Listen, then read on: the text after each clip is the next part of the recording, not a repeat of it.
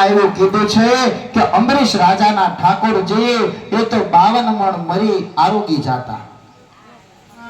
અંબરીશ રાજા એના ઠાકોરજી એ 52 મણ મરી એને આરોગી જાતા. જો 52 મણ મણી ભગવાન આરોગી જાય તો આપણી સામગ્રી કેટલા મણ થતી હશે.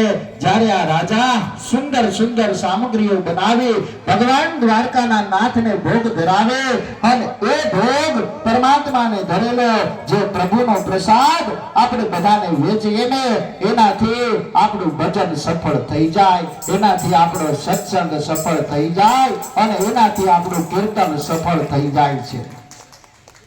પ્રભુનો પ્રસાદ હર કોઈને વેચવાથી આપણામાં રહેલા રાગ દ્વેષ લોભ મોહ મદ મત્સર આ બધું ભગવાન એનો નાશ કરે છે.